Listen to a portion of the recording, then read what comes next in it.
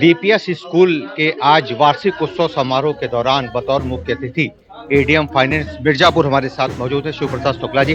Sir, किस तरीके से विद्यालय की इस जो तैयारी होती है, क्या लगता है कि बच्चों का चौमुखी विकास होता है? निश्चित रूप से हमने जो देखा यहाँ पे काफ़ी अच्छी एक्स्ट्रा करिकुलर एक्टिविटीज़ के तहत बच्चों ने रंगारंग सांस्कृतिक कार्यक्रम यहाँ पे प्रस्तुत किए और जिसे देख करके लगता है कि विद्यालय प्रबंधन ने काफ़ी इनके साथ में अच्छी मेहनत की है और इनको अच्छा लर्निंग इनकी कराई जा रही है और मुझे विश्वास है कि इनके व्यक्तित्व का अच्छा विकास यहाँ पे किया जा रहा है। बहुत बहुत धन्यवाद सर, आपने हमसे बात किया। तो छात्रों के प्रोत्साहन के लिए भी आज जिस तरीके से अधिकारियों की मौजूदगी देखने को मिली, निस्संदेह तमाम ऐसे छात्र और उनके परिजनों का भी उत्साह वर्धन देखा जा रहा है। जनपद मिर्जापुर का अति प्रतिष्ठित शिक्षण संस्थान डीपीएस पब्लिक स्कूल में हम मौजूद हैं और आज यहाँ चौथा वार्षिकोत्सव समारोह बड़े ही धूमधाम से मनाया जा रहा है। भारी तादाद में तमाम छात्रों के माता पिता आज यहाँ मौजूद हैं और स्कूल का सर्वाधिक बेहतरीन अवसर आज के दिन माना जाता है जब विद्यालय का एनुअल फंक्शन होता है। न सिर्फ छात्रों के लिए बल्कि विद्यालय प्रशासक की तरफ से भी आज का दिन बहुत महत्वपूर्ण होता है। हमारे साथ विद्यालय के प्राचार्य प्रिंसिपल महोदय मौजूद हैं। सर, बहुत स्वागत है आपका। धन्यवाद। देखिए, जो वार्षिकोत्सव होता है वो एक तरीके से ये मान लीजिए कि हमारा पूरे साल का मैंने किया क्या उसका एक प्रेजेंटेशन है और उसके साथ साथ प्रेजेंटेशन ही नहीं, हम आगे अगला कदम क्या लेंगे ये भी हम दिखाते हैं। और जैसा कि हमारे पूरे प्रोग्राम की जो थीम है वो पुनर्जागरण है, renaissance, that is called in English. तो रेनासा का मतलब ये है कि पुनर्जागरण।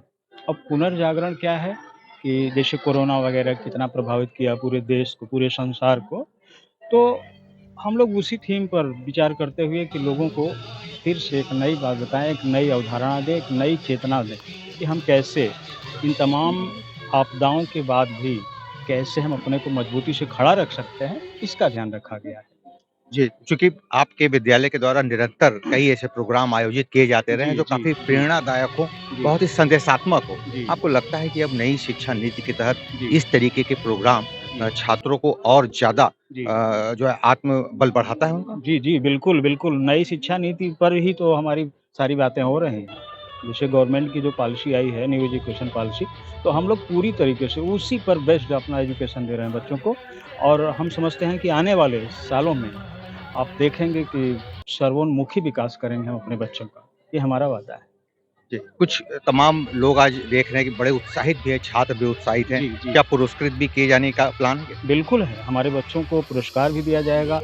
बड़े हाई रैंकिंग ऑफिसर्स भी आ रहे हैं सब और उन्हीं के हाथों से, उन्हीं के कर कमलों से उनको दिया जाएगा।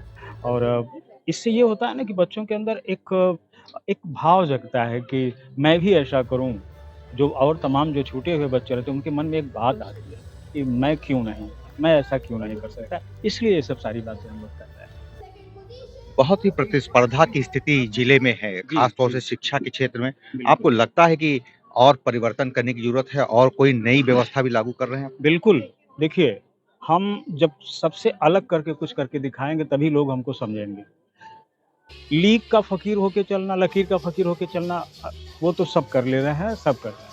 लेकिन हमें तो सही बात ये है कि हम जब से मैं आया हूँ, मेरे हाथ में एक कमान आई है, तब से मेरा पूरा भरसक प्रयास यही रहा है कि मैं अपने बच्चों के लिए कुछ अलग से करूँ।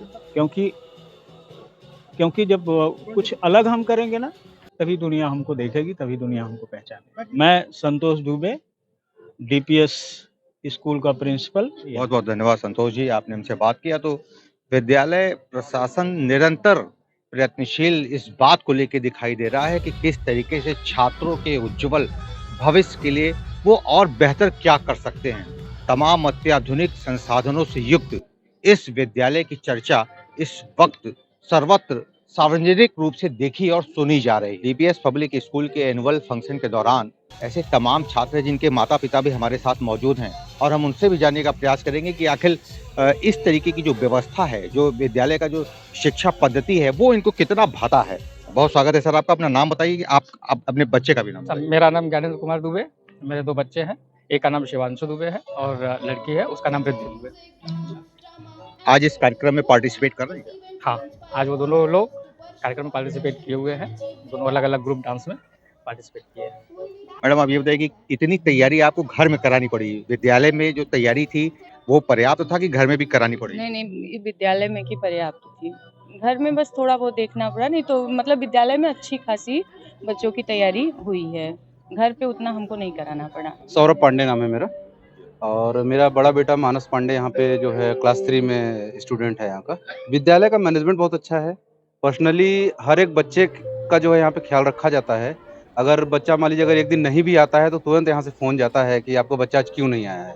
तो पर्सनली केयर है बच्चे का, कॉपी पर डे चेक की जाती है बच्चे की। होमवर्क नहीं पूरा है तो डायरी में हमेशा डायरी मेंटेन टीचर्स की तरफ होता है।